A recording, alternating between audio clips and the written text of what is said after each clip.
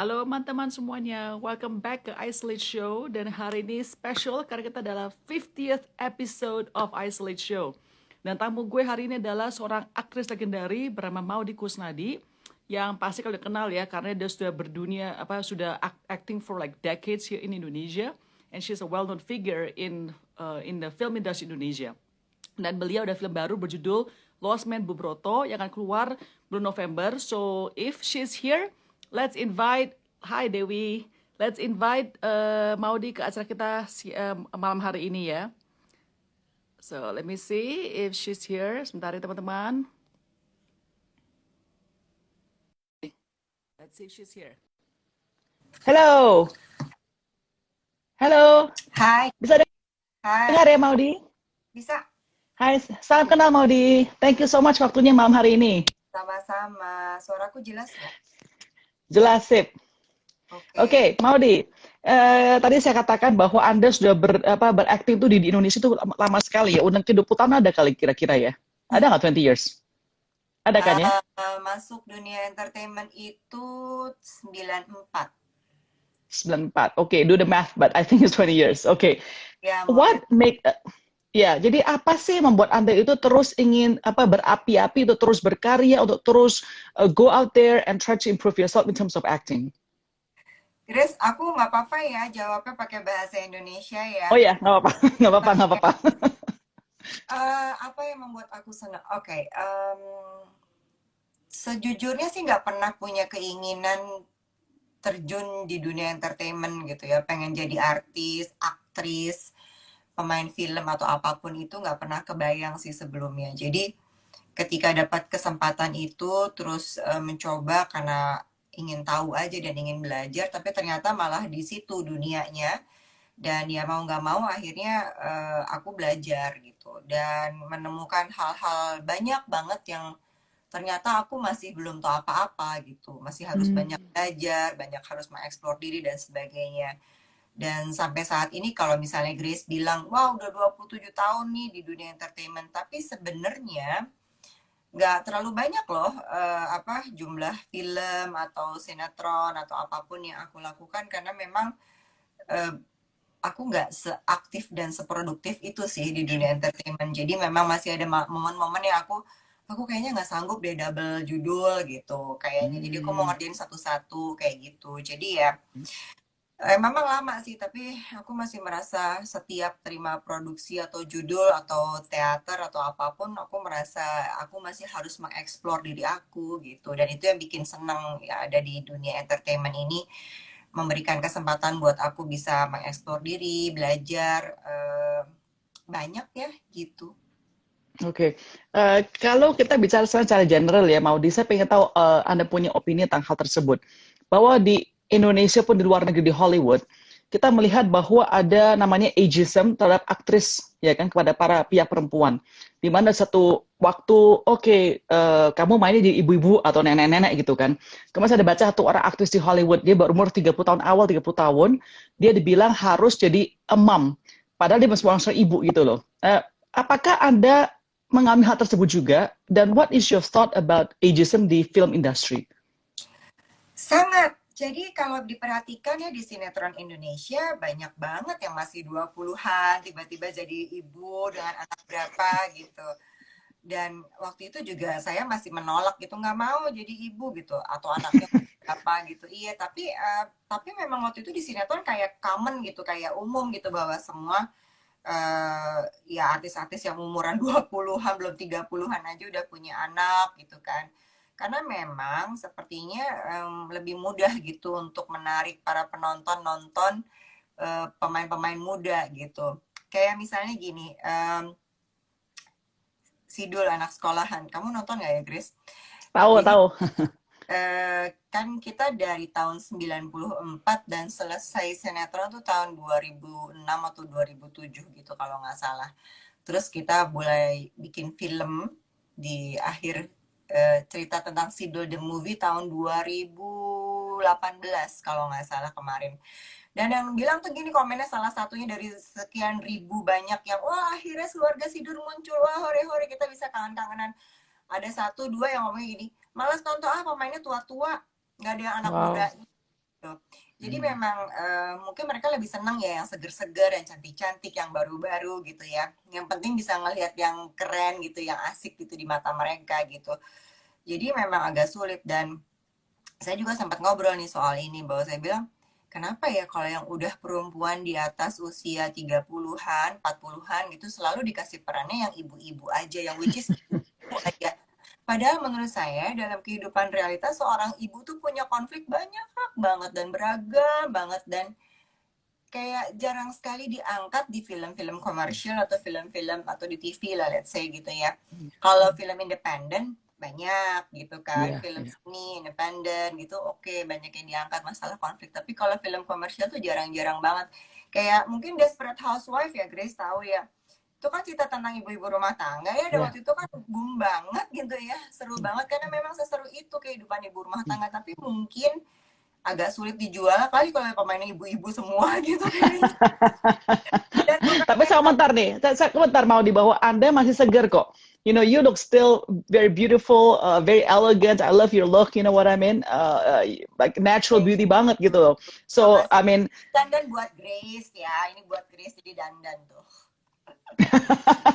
thank you so much. Saya nggak dandan orangnya soalnya. Nah, Maudi, tapi gini loh, ketika Anda melihat tren ke depannya gini, kan terakhirnya banyak sekali progressiveness ya di seluruh dunia industri, bukan cuma film saja, about self-love, about female empowerment. Menurut Anda, apakah ada satu tahap ke depannya trending bahwa, oke, kita akan sekarang lebih inklusif kepada perempuan-perempuan aktris yang umurnya di atas lebih berusia lah begitu? Kalau sekarang-sekarang udah mulai kok, udah mulai banyak dan aku juga mau bilang bahwa beberapa produser film Indonesia ada yang pernah mencoba juga menampilkan film, aduh aku lupa judulnya, tapi pemainnya tuh ada Tante Widiawati, Mama Widiawati, ada Ibu Ratna Sarumpait, ada Ibu Nenek El Karim. Itu pemain utamanya loh, tiga ibu-ibu semua Hmm, gitu. hmm, hmm. Mereka sempat bikin walaupun temanya tetap di anak mudain gitu ya. Em, Masih ada yang mencoba untuk memberikan kesempatan kepada mereka juga gitu. Dan saat ini juga banyak produser-produser film perempuan yang mengangkat tema-tema juga mengenai perempuan-perempuan, baik di Yes. daerah-daerah gitu ya, maupun juga untuk yang perkotaan gitu. Saya sendiri sebenarnya punya cerita yang saya pengen banget diangkat mengenai perempuan perawan tua gitu. Wow. Iya, tapi memang masih belum bisa dijual dengan ya pertimbangan-pertimbangan itu. Paling yang mungkin bisa, yang agak temanya lebih bisa variatif, mungkin dicoba di OTT ya, platform-platform OTT mungkin Hmm, nggak terlalu beresiko gitu untuk harus narik orang nonton beli tiket ke benar. bioskop gitu mungkin. Oke, oke, that's fair. Kalau kita kemarin itu Sex and the City yang film tiganya nanti keluar ini, kita Hmm. lihat saja Parker dia udah putih ya, udah gray hair juga Hmm. nggak di apa hitam. So I think there's a I would say there's a good trend to look forward to ya. Iya, kayak Grace mungkin ingat nggak ya, zaman dulu ada TV series nah judulnya Golden Girls tuh yang main tuh oma-oma. Yes, Dan yeah, itu I watched that. aku masih kecil waktu nonton itu dan aku bisa menikmati itu. Maksud aku, Benar. ya kan tinggal gimana cara mengemasnya ya, cerita tentang perempuan usia berapa gitu. Apa namanya, nggak harus juga semua tontonan ini diperuntukkan kepada millennials gitu. Setiap kita bikin produksi film, selalu pertanyaan dari wartawan adalah gimana cara menarik ini milenial untuk nonton gitu. Kalau Hmm. pemainnya seperti ini dengan tema yang seperti ini mungkin nggak populer untuk milenial itu seperti apa. Selalu gitu sih. Ya memang semua Wow. berkaitan ya dengan produser, dengan komersial, dengan respon dari penonton gitu. Oke. Itu satu hal lagi yang saya pengen yang menurut saya menarik sekali dan ketemu cuma di Indonesia saja kayaknya Maudi ya, adalah bahwa ketika saya mengunggul nama Anda, Maudi Kusnadi, yang muncul adalah tau nggak apa recommendationnya? Maudi Kusnadi agama. Dan ini terjadi pada semua selebriti di Indonesia. Misalnya siapapun juga deh aktor atau aktris, pada keluarnya munculnya agama. Saya pengen tanya dong opini Anda atau mungkin observation Anda ya. Kenapa agama seorang selebriti di Indonesia sangat penting sampai banyak orang itu menggoogle agama seorang selebriti? Aku baru tahu mengenai ini pas lagi Grace cerita. Sorry, anyway namanya Kusnaidi ya, it's not Kusnadi. So itu Oh, maaf nama sorry about that. Sorry. saya Kusnaidi, and aku selalu menyebut Kusnaidi. Kusnaidi. Oke, nggak tahu sih kenapa itu yang keluar waktu di Google. Kenapa orang-orang ingin tahu banget soal agama? Aku juga nggak tahu ya. Tapi aku pernah dengar cerita temen aku ya bahwa waktu masih kecil SD, ya SD gitulah, anak-anak kecil gitu, mereka selalu kalau nanya, "Hai, aku mau di kamu siapa? Grace, Grace, kamu orang apa? Agamanya apa?" gitu. Hmm, Kayaknya tuh waktu hmm, dulu tuh kayak pertanyaan kenalan tuh se, se, begitu ya. iya kayaknya standar itu kalau nanya bis nama nanyanya kamu agamanya apa gitu.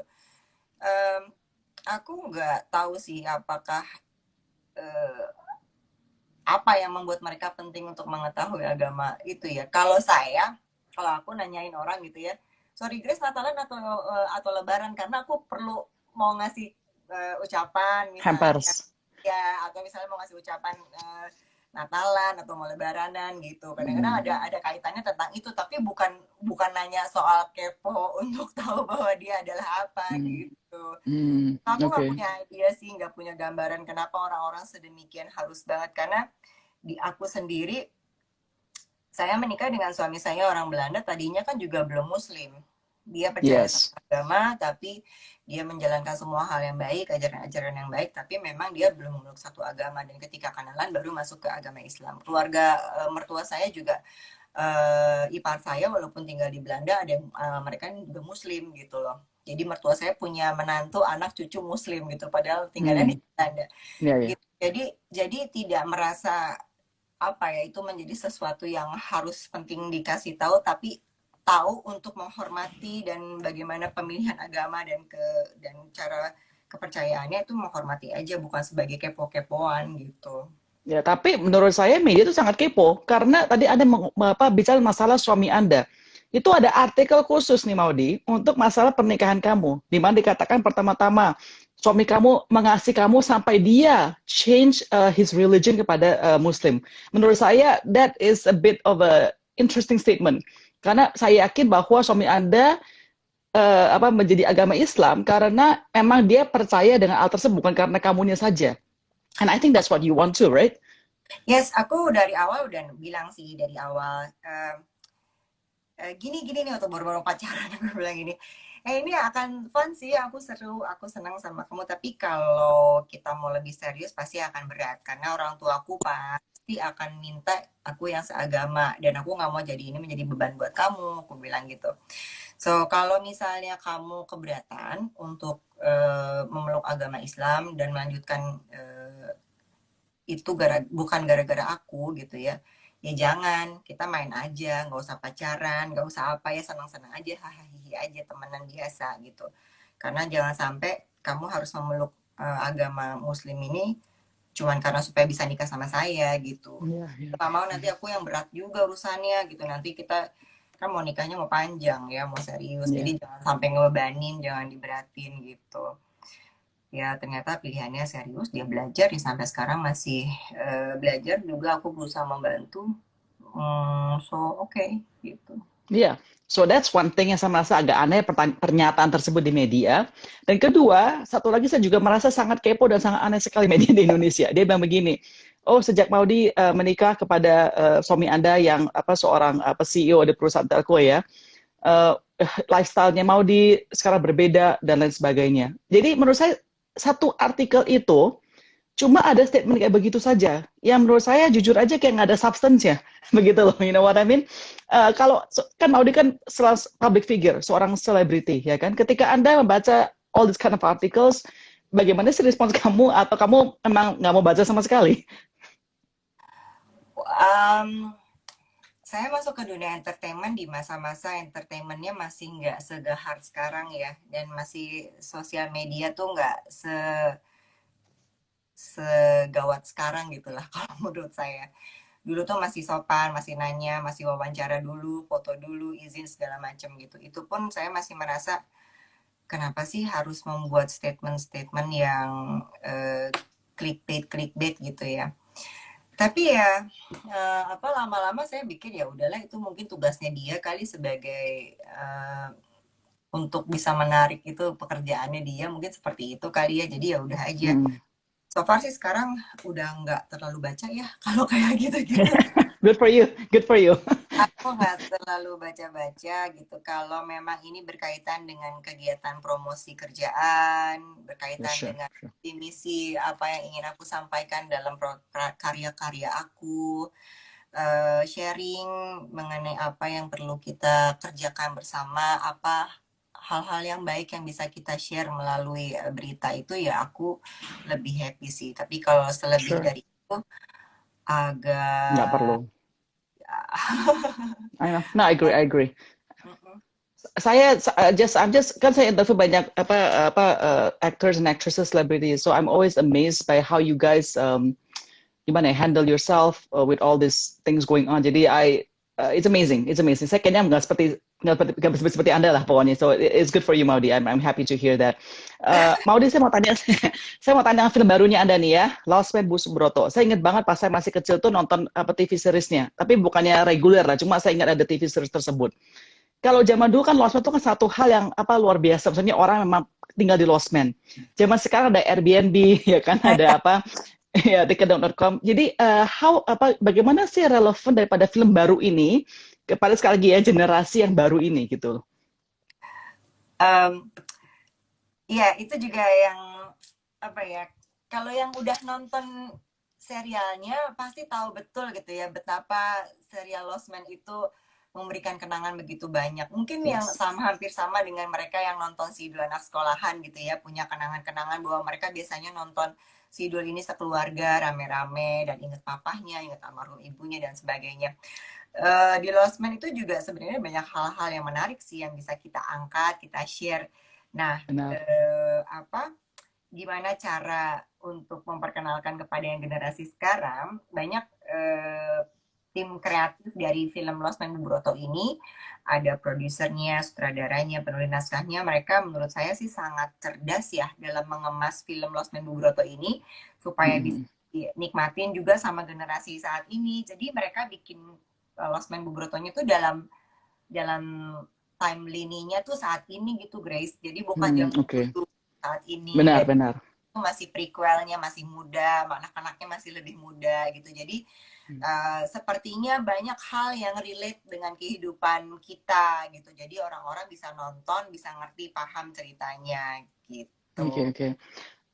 Saya tadi kan belum keluar filmnya, keluarnya kan di bulan November, ya kan? Tetapi kan ada trailer udah muncul kalau nggak salah. Sorry?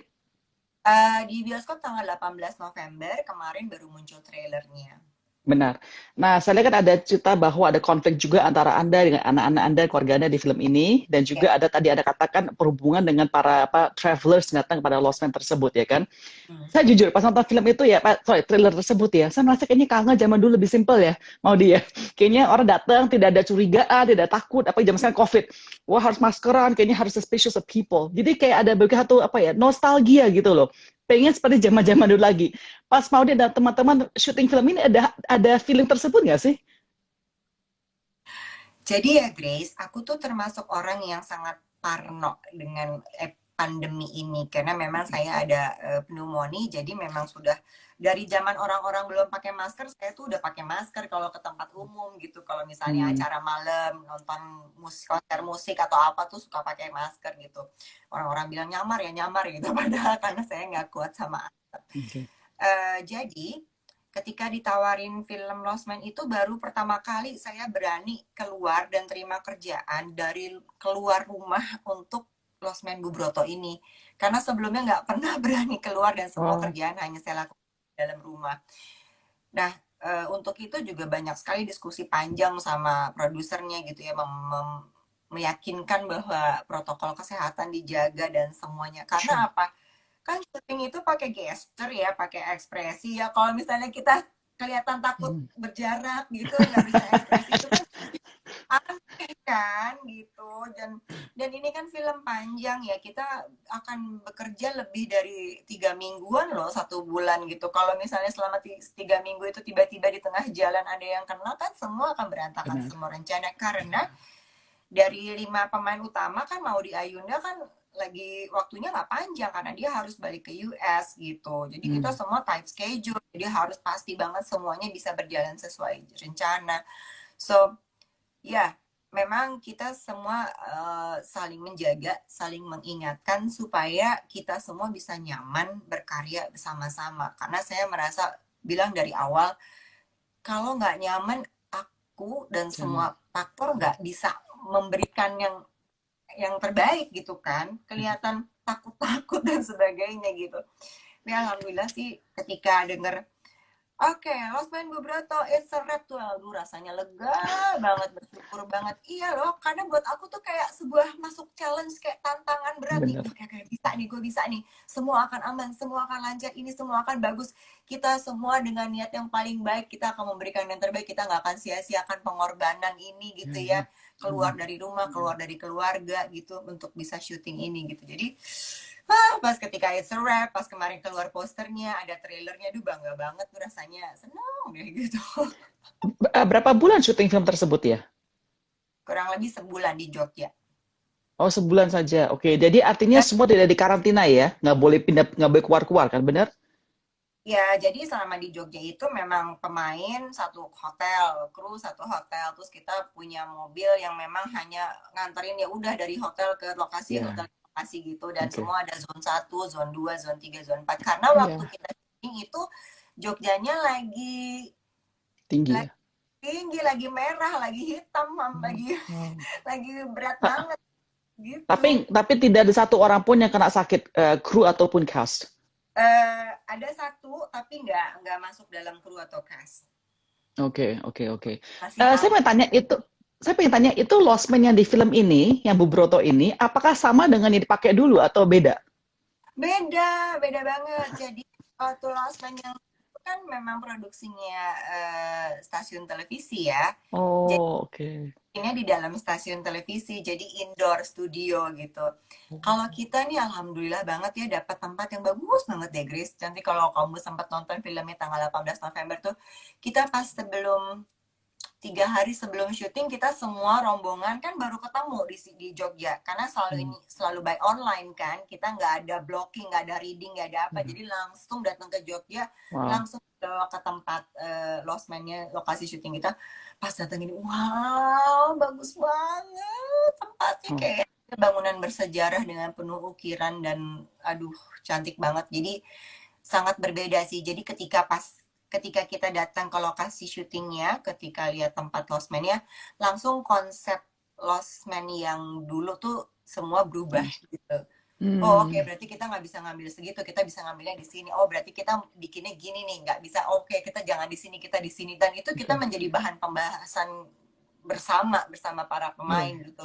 Karena kita iya. semua kan mereferensinya ke film Lost Man yang dulu kan, Iya, semua benar, benar. tanya. Jadi pas ngeliat, oh oke nggak gitu ya, enggak, jadi gini dong, iya oke segini ya gitu, seru deh, Nah, menyenangkan. makanya tadi saya kalau saya lihat film itu seru banget dan mengingat sekali lagi ya, mengingatkan saya tentang Lost Man yang zaman dulu itu ya, apa TV series zaman dulu ya kan.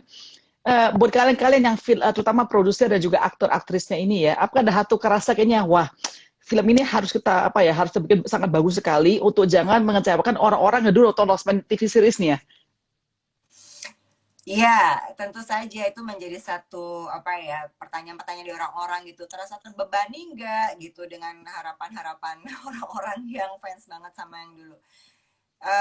Kalau buat saya sebagai pemain, tentu saja saya banyak melihat referensi dari yang sebelumnya gitu, based on dari sana. Tapi kita semua pemain juga sutradara dan produser kita juga sudah komit untuk diskusi yang panjang, menemukan karakter, bagaimana emosi dan gestur segala macam untuk di film Lost Man Bubroto ini, yang saya rasa mungkin tentunya nggak akan bisa sama persis ya, karena kan ini ada Pasti. cerita baru gitu, cerita Ya. baru, pemainnya baru gitu ya, berbeda semua.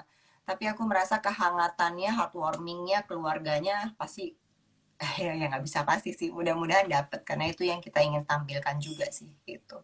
Oke. Apakah the biggest challenge ketika Anda syuting film tersebut?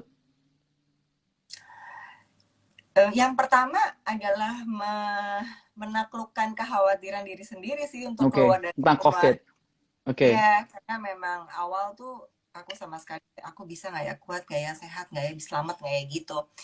Tapi Hmm. setelah itu semua, oke jalanin. Hal yang lain tuh kayak kayak semua tuh dipermudah ya, artinya secara chemistry walaupun kita hanya reading online, semua diskusi dilakukan sangat online, tapi pada saat kita ketemu semua kayak dapat dan tahu gitu posisinya masing-masing di mana, dan kita masih saling membangun dan saling melengkapi. Oh, hal yang lain adalah masalah jadwal sih. Jadwal Hmm. jadwalnya kayak tadi aku bilang, karena jadwalnya mau di Ayunda hanya punya waktu sekian dan kita semua harus fit in di jadwal tersebut gitu ya. Akhirnya aku mengcancel jadwal pulang kampungku ke Belanda, karena biasanya kami Desember itu jadwalnya pulang kampung, nengok mertua Hmm. dan keluarga di Belanda. Akhirnya kemarin tuh aku ngalah untuk mengcancel jadwal itu supaya kita bisa semua masuk. Karena kalau nggak dapat jadwalnya, semua Oh maju ya, mundur sorry. maju nggak bisa. Jadi ini syuting film tahun lalu, bukan tahun ini ya? No, Desember tahun lalu. Oh, 5 tahun lalu. Oke, oke, oke, oke. Alright. Apa Maudi, kalau anak-anak muda nih yang nggak tahu tentang TV series The Lost Man tersebut ya, kami kan ini completely new for them ya kan. Apa sih yang kalian pengen tampilkan ya, yang ingin pesankan daripada film ini untuk apa sih? What is this message of this movie for the younger generation? What you want? Maksudnya gini, apa sih yang pengen Anda tancapkan gitu loh dari film ini kepada anak muda gitu dari film Lost Man ini? Yang tadi aku cerita sih, ini tim kreatifnya cerdas banget untuk bisa menggrab anak-anak muda bisa nonton Last Man Bubroto ini, karena selain pemain-pemain anak mudanya, mau di Ayunda udah salah satu sedotan luar biasa deh untuk menyedot Mm-hmm. semua perhatian milenialnya gitu ya. Dan ada lagu-lagu yang dibuat oleh Maudy Ayunda kerjasama duet sama Danila Riyadi tuh, aduh lagunya bagus banget, dan mereka sudah punya base fan-nya yang luar biasa. Dan yang tadi aku juga bilang bahwa cerita yang kita tampilkan di Losmen Bubroto ini relate banget sama kehidupan saat ini. Jadi akan banyak generasi muda yang merasa, iya itu gue juga tuh gitu. Tuh rasanya kayak gitu tuh. Ini tuh kayak Hmm. kayak gap antara orang tua sama anak-anak, konfliknya tuh kayak gitu. Secara orang tua maksudnya begini-begini, secara anak muda Hmm. maunya tuh gini-gini gitu. Itu I see. kayaknya akan terwakili gitu di situ. Oke, jadi Lost Man Bubroto ini lebih fokus kepada hubungan Anda dengan anak-anak Anda, diperankan oleh Maudi juga, ya kan? Mhm. Kalau dulu seingat saya, kalau seingat saya mungkin bisa salah ya. Zaman dulu kalau seingat saya, adalah mereka tuh fokus juga pada tamu-tamu yang datang, Ya, tamu-tamu yang datang hadir. Apakah kalian juga sama atau benar-benar fokus lebih more ke family-nya? nah dengan format film tentu berbeda dengan format mini seri ya yang ada sebelumnya. Kalau serial itu Ya. kan episodenya banyak, kesempatan untuk bercerita dengan tema yang berbeda-beda tuh Hmm. tentu juga lebih panjang gitu ya. Oke. Episode yang ini tentang Bu Broto dengan Tarjo, masalah kuliah misalnya. Episode yang ini Bu Broto dengan tamu yang punya problem sama anaknya gitu misalnya. Kalau di Hmm. film kan kita cuma punya waktu Benar. berapa, 100 menit, 110 menit gitu Ya. ya. Jadi memang lebih pada fokus kepada bagaimana usaha Bu Broto dalam Hmm. membangun Losmen, karena ini adalah awal-awal Losmen berdiri ceritanya, dan juga bagaimana Bu Broto beserta anak-anaknya juga ini bisa membangun keluarga dengan nilai idealis Ya. diinginkan sama Bu Broto. Memang Ya. akan ada tamu-tamu di situ, ada tamu-tamu Losmen yang punya masalah, dan bagaimana Bu Broto dapat inspirasi dan belajar mencari jalan keluar untuk para tamu-tamu di Losmen itu juga tetap ada sih, tapi tentu saja berbeda daripada serial. Sure, sure, sure. Kalau tadi Anda bilang masalah konflik antara keluarga itu sudah pasti, terutama di keluarga Asia itu sangat umum sekali ya, karena banyak orang tua kan pengen anaknya harus ikutin saya, ya kan? Bisa saya terusin lagi pada anak, karena anak bilang kan ada their own minds gitu kan. Nggak mau. Kalau contohnya saya tanya kamu, Anda kan punya satu anak putra ya kan, udah teenager kalau nggak salah ya. Betul. Satu hari bisa anak Anda pengen jadi aktor, would you say yes atau gimana? Aku dari waktu hamil udah bilang sih, Dek, nanti kalau udah besar kayak papa aja ya, nggak usah ngikutin mama. Tapi dia berapa tahun lalu sempat ikut filmnya Ernest Prakasa sih, Susah Sinyal, cuma 2 hari syuting, dan aku rasa dia perlu tahu sih ngapain aja sih ibunya kalau syuting gitu, apa aja sih kerjanya kalau di tempat syuting, gimana cara kerjanya segala macam. Aku rasa dia bagus sih untuk tahu seperti itu. Dan kalau ditanya mau lagi nggak, mau kalau misalnya cocok dan nggak pas lagi jadwal sekolah, dia bilang gitu. Tapi kalau ditanya mau jadi artis enggak sih. Dan kita Oh memang wow. ya dan kita juga merasa, saya sama suami saya juga merasa kalau misalnya dia punya bakat lain yang dia inginkan, kita akan support sih gitu. Nggak Oke harus. oke. Jadi Anda tidak mengharuskan dia sesuai dengan keinginan Anda. Pokoknya Anda you will support him whatever that he wants to do ya. Enggak, saya malah menyuruh dia untuk belajar. Suruh belajar bukan bapaknya, suruh biar jadi kerja aja kantoran. Businessman. Dia mau jadi Ya. businessman. Oke, Pak Odi, mungkin my last question kepada Anda malam hari ini ada begini. Tadi kita bicara awal tentang sebagai seorang aktris di Indonesia. Jika ada menonton hari ini, mereka bercita-cita jadi aktris di Indonesia juga. Apa sih tip Anda kepada mereka untuk bisa bertahan di dunia yang begitu susahnya di dunia industri entertainment ini? Wow, pertanyaannya kompleks. Kan Anda menjalankan udah Pak Odi, you already did it, you know, you already managed to be here for so long gitu. Jadi I think you'll be the best person to give that advice. Well, bisa aku lucky aja kayaknya ya. Saya merasa beruntung sih ketika saya masuk ke dunia entertainment ini. Saya masuk di keluarga Sidul yang mana mereka adalah orang-orang yang pada saat itu sudah di level yang pada oke ya. Rano Karno, siapa sih yang nggak kenal Rano Karno? Benyamin udah di mana tuh posisinya, udah Aminah Cendrakasih, bahkan Cornelia Agatha pun pada saat isi dulu anak sekolahan saya masuk itu udah peraih Piala Citra waktu itu. Jadi saya anak baru nih datang gitu, tapi saya bersyukur banget karena masuk ke dunia mereka, jadi saya banyak belajar dari lingkungan mereka, bagaimana cara kerja, bagaimana berakting dan sebagainya, karena saya benar-benar dari nol, nggak punya basic apapun, nggak punya keinginan apapun untuk menjadi artis dan sebagainya. Saya masih kuliah waktu itu, jadi pagi-pagi saya syuting dulu, bawa kamus bahasa Perancis saya, bawa buku pelajaran saya, nanti dari sana ke kampus, dari kampus selesai balik lagi ke lokasi syuting. Saya rasa banyak sih hal-hal mendasar yang harus kita miliki jika memang berkeinginan terjun ke dunia entertainment gitu ya. Itu kayak the whole package gitu, nggak bisa hanya bermodalkan fisik saja misalnya. Yes. Saya selalu bilang penampilan tuh memang bukan nomor satu, tapi sebenarnya nggak bisa dinomor dua kan. Orang juga pasti tetap senang lihat yang punya uniknya, punya aksennya di mana gitu. Dan saya merasa semua orang punya kelebihannya.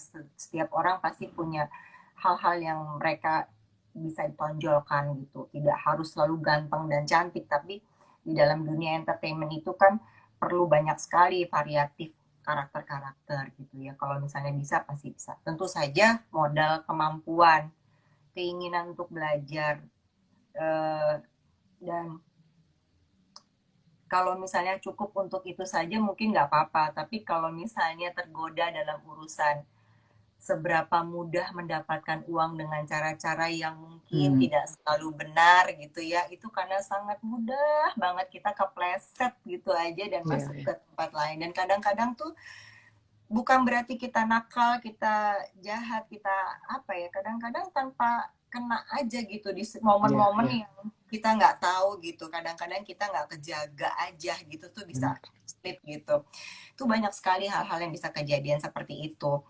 Jadi memang benar kayak Grace tadi, itu banyak sekali tuh package yang mesti kita sama-sama. Makanya kalau artis-artis saat ini ya yang anak-anak muda tuh saya sekarang ngeliat didampingin sama orang tuanya gitu ya, sudah ada manajemen gitu ya, yang mungkin bisa membantu mereka juga untuk mengarahkan seperti apa gitu.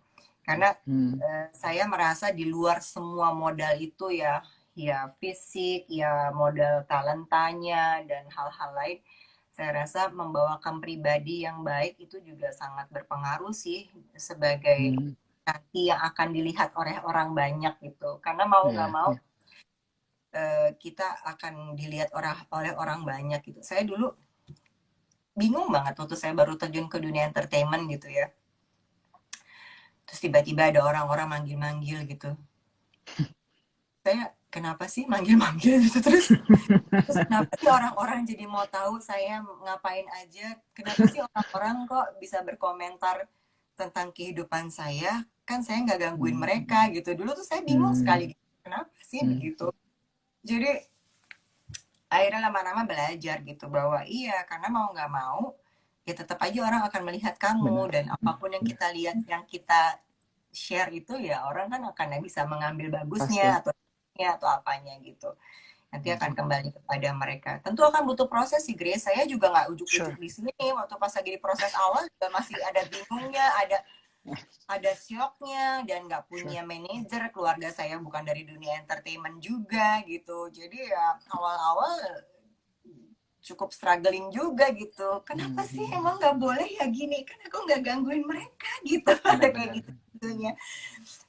Sampai saya juga harus bermeditasi untuk bisa menenangkan diri dan sebagainya gitu. Jadi kayaknya memang yang mau terjun ke dunia entertainment harus ada yang bantuin juga kali ya, ngarahin, jagain, ngasih tahu, ngajarin kayak gimana. Dan mudah-mudahan dicari jalannya yang dapetnya jalan yang benar gitu, bukan jalan yang instan, yang ya kita mendoakan. Tapi semakin hari semakin bagus kok, Grace, sekarang. Gitu ya. Mm-mm. Menurut Anda begitu ya? Maksudnya kita tahu di Amerika ada Me Too movement ya, karena hal tersebut ya.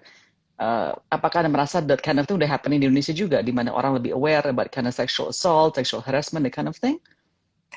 Bahwa udah mulai banyak yang concern soal itu dan mulai membuat gerakan-gerakan sih iya. Kayak di film misalnya sudah ada tuh kita mengenai membela untuk perempuan-perempuan di dunia film.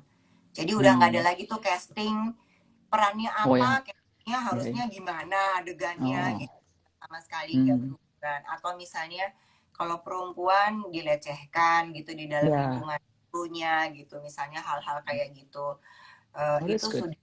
sudah mulai disosialisasikan mengenai hak pekerja perempuan di dunia film gitu, itu juga sudah mulai di-share dan dibuat, sudah tidak ada lagi, bahkan di kontrak sudah tertulis di beberapa production house, di beberapa rumah produksi sudah di kontraknya sudah tertulis tuh mengenai aturan-aturan dalam menjaga membela hak perempuan di dunia perfilman. Masalahnya kadang-kadang itu mau di kadang kontrak bisa satu hal, realitas bisa another thing. You know what I mean? That happens in Hollywood, to be honest, right? But Iya, teman-teman, ya maksudnya, tapi saya loh. apa ya maksudnya, tapi saya appreciate Anda punya perkataannya dia bahwa kadang-kadang orang itu teman anak muda-muda melihatnya adalah hal yang suksesnya Maudi, cantiknya Maudi, ya kan, populernya Maudi, tapi actually di behind all of that itu ada badan kerja keras, ya kan, ada yang berjuang juga, nggak gampang begitu aja langsung to the top, ya kan. Saya you did fight, and kamu tadi bilang kan per waktu juga lama untuk terus belajar hal tersebut, ya kan Maudi? Iya, iya benar. Kalau saya merasa bahwa mungkin saya sangat dipermudah sih jalannya ketika baru pertama terjun ke dunia entertainment, tiba-tiba masuk ke keluarga Sidul dan saat itu ratingnya Iya, 68, iya, 68, bayangin dari 100 sekarang tuh mau rating 12, 11 aja susah karena kan TV udah banyak, iya, udah iya, ada film-film TV-TV saluran TV lain, ada YouTube segala macam. Jadi itu perangnya berat sekali kalau sekarang. Dulu tuh benar, Sidul benar, itu masuk tiba-tiba udah ratingnya segitu, hampir kayak jalanan iya. sepi loh kalau ditayangin nonton dulu tuh. Jadi aku merasa dipermudah sih waktu masuknya, terus ketemu sama orang-orang yang baik-baik gitu, Baik yang ya, ya, ngejagain gitu, ya. yang ngasih tahu, dan saya dijagain tuh overprotective deh, baik sama keluarga maupun saya punya kakak perempuan yang itu judulnya netizen manapun udah kalah deh kritikannya, dia tuh udah kritikannya udah Hmm, dan hmm. kritik apa dia udah lebih parah lagi. Jadi saya juga sangat berhati-hati untuk itu karena dia selalu ngingetin macam-macam. So iya, saya merasa dipermudah, tapi dengan demikian pun bukan berarti saya semuanya jadi lancar ya. Jadi Benar. banyak juga hal-hal lain yang karena saya saking protektifnya, hal-hal yang keren, yang bagus, yang seru malah saya nggak dapet gitu karena saking banyak pikirnya, pertimbangan dulu, ina nggak berani ngambil resiko dan sebagainya gitu. Well, aku By sih the, bersyukur aja. yeah. Maudi, apa? It's so nice to talk to you. By the way, pas saya bilang saya mau interview dengan Anda, teman saya itu ada berapa di Instagram langsung bilang, wah itu apa aktris favorit dia zaman dulu nih, apa Sidul ya pastinya kan. Jadi that's the one yang pasti orang pada bilang. So bisa aja bilang, Lo itu kan yang main Sidul zaman dulu itu kan. Iya, semua interview dia. So, thank you so much for being here and making my friends happy as well for watching here today. Salam ya And buat jangan lupa teman-teman ya, Lost Pen Bu Broto akan keluar November 18 ya di sinema bukan di OTT tapi di sinema ya. Apakah ada stream setelah itu ya, Maudi? kenapa? Apakah di stream setelah di sinema? Apakah akan di stream atau tidak? Atau cuma di sinema doang saja? Sejauh ini semua pertimbangannya hanya di bioskop sih, tidak Oke, ada oke. lain selain di bioskop karena itu juga kita sabar sekali menunggu untuk kita bisa tayang di bioskop. Tapi kalau setelah tayang nanti akan di OTT saya nggak tahu tuh gimana produser. Oke, so for sure tapi kalau mau nonton adalah di sinema, di bioskop ada udah buka sekarang ya, dan tutup anak udah dibuka juga kemarin saya baca di newsnya kemarin hari ini ya. So you guys can bring your family because ini adalah family movie, benar ya, Maudi ya? Betul banget. Dan ayo dong bantuin kita untuk industri perfilman yang sudah hampir tidur nih 2 tahun selama pandemi. Bioskop, film nggak ada yang bisa tayang di bioskop gitu. Dan ini adalah kesempatan kita untuk bisa membantu teman-teman dari dunia perfilman ya untuk bisa berkarya lagi dan menghargai semua. Karena film-film selama masa pandemi ini banyak banget yang malah masuk ke festival film internasional loh. Banyak Ya, benar. gitu. Ya. Kemarin saya interview yang Paranoia, ya kan masuk juga di film yang di Korea itu kemarin, ya kan? Iya. Jadi sabar banget kita bisa nonton film-film yang bagus-bagus itu yang udah mau masuk ke film festival itu kita bisa nonton lagi di bioskop. I can't wait, pengen banget nonton. I wish you and of course Andy ya, my friend yang introduced me to you. Yeah, all the best with the Lost Pen Bu Broto ya, Maudi. And I thank you so much loh waktu malam ini. I really appreciate it. Sama-sama Grace, thank you juga ngobrol-ngobrolnya lucu deh. Ini pertanyaannya berbeda banget kalau dari orang-orang, kalau dari Grace tuh sisinya lain gitu. Dan berharap banget kita bisa nonton bareng-bareng sama Pak Andi juga ya. Thanks ya. Yeah. Thank you so much Maudi. Thank you everybody. Yang udah bergabung terima kasih. Sabirin semua Travel Blogs, Lina, Devi semuanya udah bergabung. Terima kasih Ibel, thank you. Aduh senang banget masih berkumpul di sini semua. Mudah-mudahan lagi tempat lain. Banyak fansnya Maudi. Thank you ya. Semoga sehat selalu Maudi ya. Kamu juga Grace. God bless. Yeah, bye.